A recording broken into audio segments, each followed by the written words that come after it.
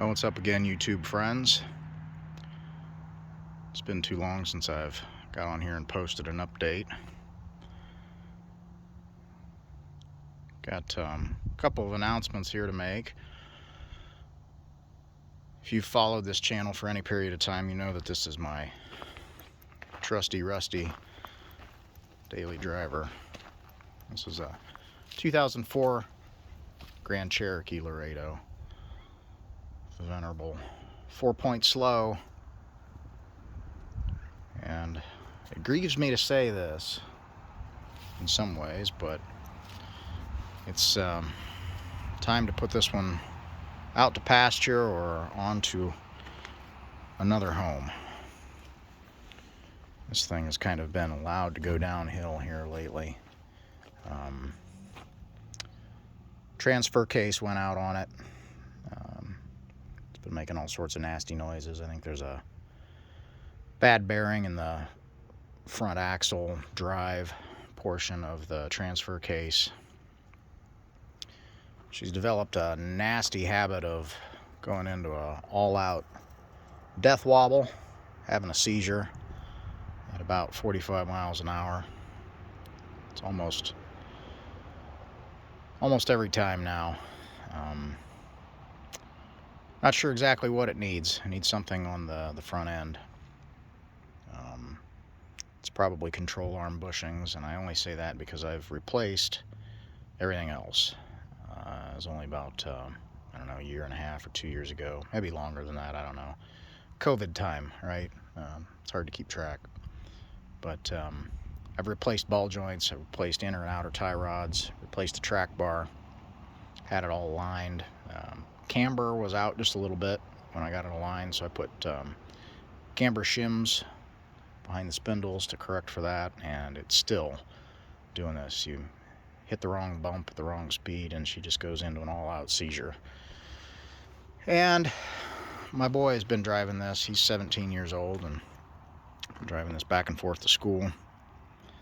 And here we are a week before Christmas, and snow is in the forecast, and it just wasn't a good situation for a young driver anymore. So my options were to either take it back from him and swap cars again, or to move on to something else. So unfortunately, I think it's time to move on. She's been a good one, but it's time to put her out to pasture. Time to find her a new home. We'll decide here later exactly what we're going to do with this, but as of now, we've called off the insurance, taken the plates off of her, and she's probably going to sit for a while until we decide exactly what to do. And part of the reason for that is that we've moved on to something else. And that's the good part of the update. So here's her replacement. I got back in the Jeep gang, back in the Wave team. It's been about 22 years, something like that, since I've had a Wrangler, but I had an opportunity to purchase this from a friend, a guy that I work with, and I tell you what, it's good to be back. I have missed these things. There is nothing quite like the feeling of cruising around in a Jeep with the top down and the doors off when the sun's shining and the weather is nice. So this is what we'll be using for a daily driver. Moved my son into something else here for a while. He's saving for a truck. You may know that he was driving the black OBS F250 Power Stroke. We call that one Toothless. I'll post a separate update here on Toothless. Unfortunately, it's not a great prognosis. We've still got it, but it needs some work. So we moved him into something else in the fleet here, and this will be my truck for a while. So this is a 2005 Jeep Wrangler TJ Unlimited. So this is the longer wheelbase. Still a two-door, and I'm excited to have it. I really am. finished up the paperwork on this and got it all in my name and ready to go here. And we're probably going to do some videos on this as we change some things and fix some things. This one's not perfect. It's got over 200,000 miles on it. Needs a few things, but it's something we're really excited to have. Excited to have this as part of the fleet. So here's a little rundown on this one. It is an Automagic. I think that transmission is the 42 RLE. And that is behind, once again, my favorite Jeep motor, the 4-liter. This one being the HO model. One of the last TJ models. I think they made this through model year 06. And when they moved on from the TJ model, you couldn't get the 4-liter anymore. At least that's my understanding. I'm not a Jeep expert, just more of a fan. But man, just a good old motor. And really a good fit to a vehicle this size, especially for a 4x4. Torquey, got a lot of torque down low. Just makes this thing fun to drive. Aerodynamic, they are not. So highway speeds are not its friend. But I don't do a ton of highway driving. I don't drive very far to and from work. And kind of excited to be spending some seat time in this thing for a while. So, as I said, it's an 05 Jeep Wrangler TJ U Unlimited. And what that means is that it is a longer wheelbase. If you compare this to a standard TJ, you'll notice that there's extra space between the door and the wheel well. And that's because on the Unlimited, they stretch the wheelbase by about 15 inches. Actually 13 inches on the wheelbase. Overall vehicle length is 15 inches longer than the standard TJ. So makes this one kind of a unique ride. They only made this model for a couple of years before they moved on from the TJ. But it's just kind of a soft spot in my heart for these. I had a 87 Wrangler, that would be the YJ, with the 2.5 4-cylinder and a 5-speed, and loved every minute of it, but it was a gutless pig. That thing was so slow it couldn't get out of its own way. So the 4-liter is a welcome addition to a Wrangler, in my opinion. So I'm happy to be back in a Wrangler. Oh yeah, she's trail rated, that's right. Got a few things that we're probably going to do to this straight away. Let me try and fabric cobble something together for a step pad on these Nerf bars. I think those probably just had a plastic cap on there, which is pretty typical that the little pegs on the plastic cap break off and then you lose that pad. So I may try and come up with something with a piece of diamond plate or expanded metal or something to give us a little bit of grip there. Probably do that. Probably do a little bit of work, clean these rims up. It's got 31s on it right now. One of the other things that we may try and tackle with this is that it originally had 35s on it. It's got about a 3-inch body lift on it to clear 35s. And when they had 35s on it, they went ahead and adjusted the speedometer accordingly for 35s. So it doesn't read right now that I've got 31s on it. So we'll need to solve that problem, do a little bit of something there. It contacted something a little bit here in the front end. Must have been before this bumper was put on. You can see we got some LEDs there. Of course, you got to have LEDs on a Jeep, right? I mean, you got to have all sorts of stuff. But dinged up the front of the fenders a little bit, mushed the grill in a little bit. Actually, looks like it cracked the flare here on the passenger side. So if I get real ambitious, I may try and massage those dents out a little bit without tearing it all up, making it look terrible. This was a Southern vehicle up until 2017. The guy that I bought this from lived in Florida. That's where he purchased it, and that's where it had lived its life until about 5 years ago. So as TJs go here in Northeast Ohio, this one's cleaner than most that have spent their life in this climate where we coat everything in a copious layer of automotive carcinogen. We put salt on everything, so it tends to eat these things up. So one of the other things that we need to do on this, it's not as bad as most, but it does need a minor frame patch. Here on the passenger side, this is where these TJs rot out. It's right around the control arm bracket, and you may see that there's a bit of perforation occurring right there on the bottom side, and that's mainly due to the design of these. It was kind of a trait on these, unfortunately, that you've got holes in the frame here that allows sand and silt and road grime and salt and everything else to get up inside the tube, and then it tends to lay in these low areas of the frame and just rots them out from the inside out. So probably do something to try and remedy that situation, but it's not terrible.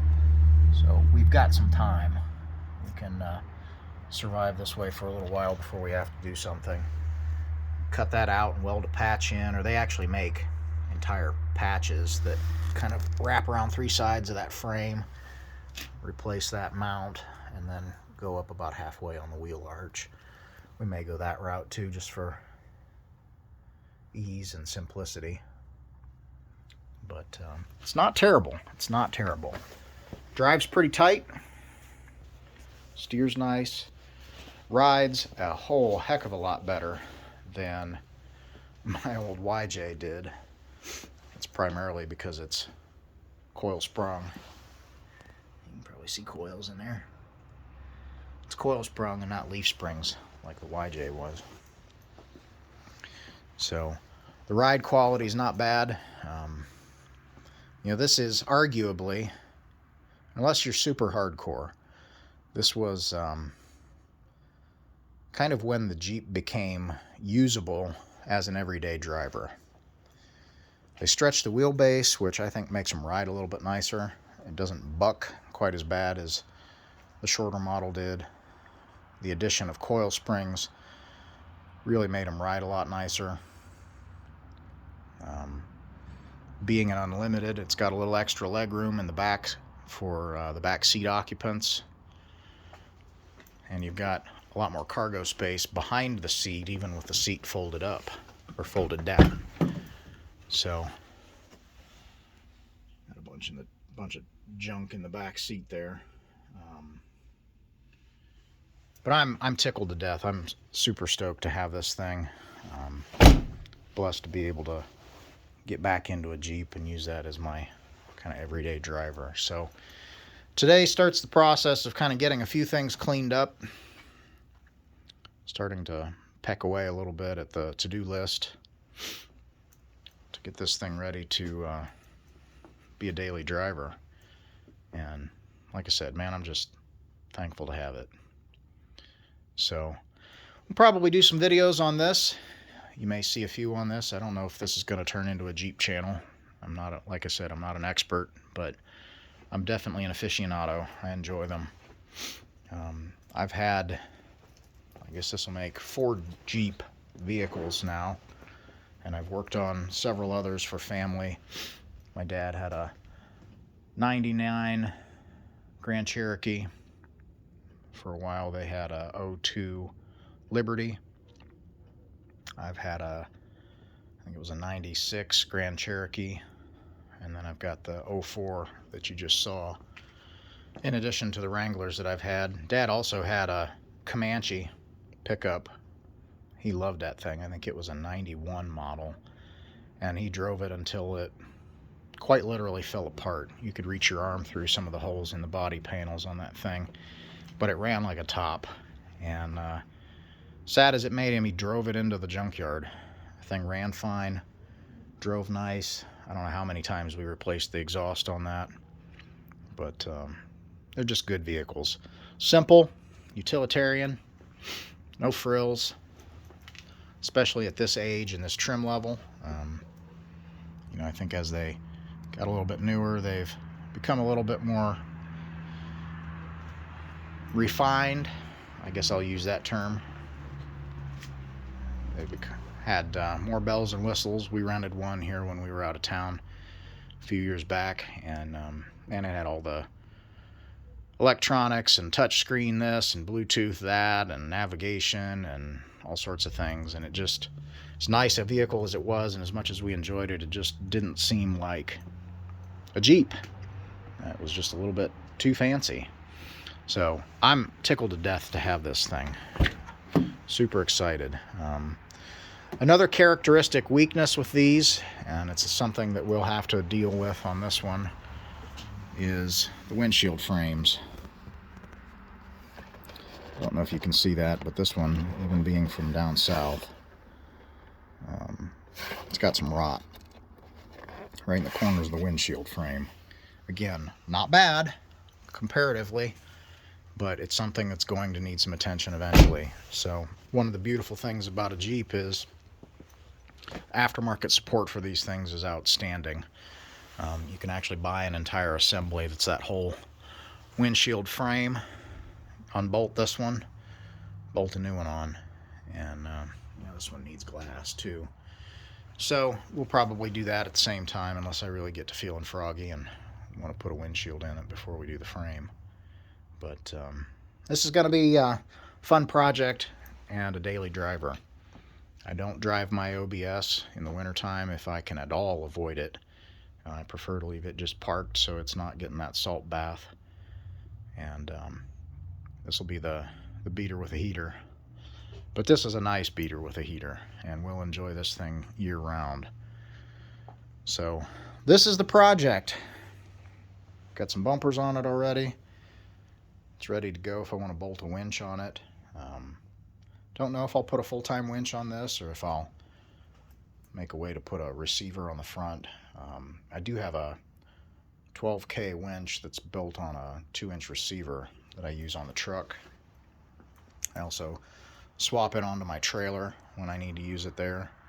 I could easily do the same here if we reinforce that bumper a little bit and cut a 2-inch receiver into it. So we'll see.